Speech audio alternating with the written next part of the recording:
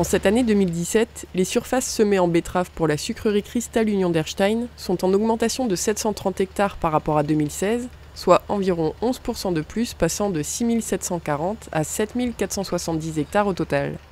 Parmi les nouveaux planteurs 2017, une dizaine sont en fait d'anciens planteurs ayant stoppé cette culture en 2007, comme Étienne Wolf à Aspac-le-Bas. C'est l'activité qui revient. On a été stoppé il y a une dizaine d'années. Par rapport, on était un peu trop éloigné de la sucrerie de Erstein, donc on nous a demandé d'arrêter.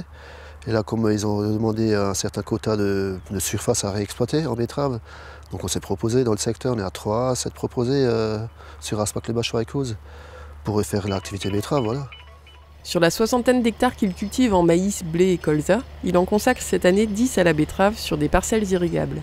Quand cette opportunité s'est présentée, il a vite sauté sur l'occasion, question de calcul.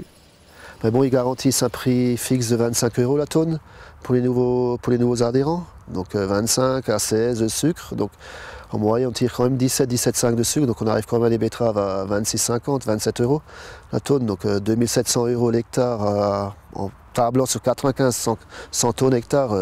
Je trouve que c'est déjà pas mal. C'est déjà, bon, on va essayer de tabler sur 90 tonnes, c'est déjà suffisant. Mais bon, je veux dire, par rapport au maïs, il faut qu'on produise des maïs à pratiquement 135 quintaux hectare, avec une humidité à 30, 32, pas plus. Pour ça, la marge est beaucoup plus importante en betterave. Double actif, il n'imaginait pas réinvestir dans du matériel pour se relancer dans cette culture. Alors lorsqu'Henri Perroy d'Olagri lui a proposé ses services pour le semis, il a de suite accepté. Disons, moi je fonctionne sur la structure agricole, sur ma structure exactement. Je fonctionne beaucoup avec des entreprises extérieures. Les seuls travaux que je fais encore en agricole, sur une surface de 60 hectares, je fais encore les labors d'hiver, les préparations de sol et les apports d'engrais. C'est tout ce que je fais. Tout le reste, c'est l'entreprise extérieure.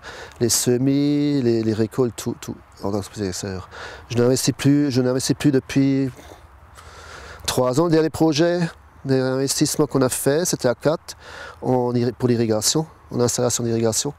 Pour pouvoir irriguer à peu près 50% des surfaces agricoles. Voilà. Henri Perroy, gérant d'Olagri, a acquis cette année un nouveau semoir suédois de la marque Wederstadt, adaptable à diverses cultures. L'achat du semoir, on parlait déjà éventuellement l'année dernière de changer le semoir à maïs qui avait déjà un peu d'âge. Et du fait qu'on refait des betteraves et qu'il y a des nouveaux planteurs qui ne sont pas équipés de semoir, on a pris un peu les devants et on a regardé ce qui était faisable, on a acheté ce semoir pour qu'il est converti pour pouvoir faire du maïs et d'autres cultures et pouvoir récupérer une certaine surface chez les nouveaux planteurs pour pouvoir mieux amortir le semoir. Donc le semoir est composé de 12 éléments espacés de 45 cm pour tout ce qui est betterave, colza et soja. Et après il est donc convertible, je démonte des éléments et je répartis de nouveau la largeur entre les autres pour arriver à huillir en maïs espacé de 80 cm entre chaque élément.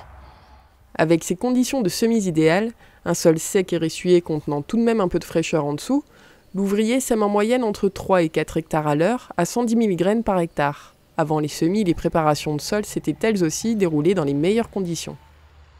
Non, les préparations de sol, ça se sont passées très bien. On a eu pratiquement plus de 60 jours, 60 nuits de gel de novembre jusqu'à fin janvier. On n'a pas eu beaucoup de pluie, donc la terre, elle se travaille dans de très très bonnes conditions. Vous voyez bien le résultat, hein. On a pratiquement de la poussière, quelques petites mottes qui sont utiles pour les semis, mais sinon c'est bonbon comme on dit, c'est des économies, voilà. Par rapport à l'année dernière, où on a dû passer 3-4 fois sur les parcelles parce qu'on n'a pas eu de gel. Voilà. Un bon hiver, ça fait toujours un bon résultat derrière. Au total, la société Olagri aura semé entre 80 et 85 hectares et pour son propre compte, une quinzaine d'hectares.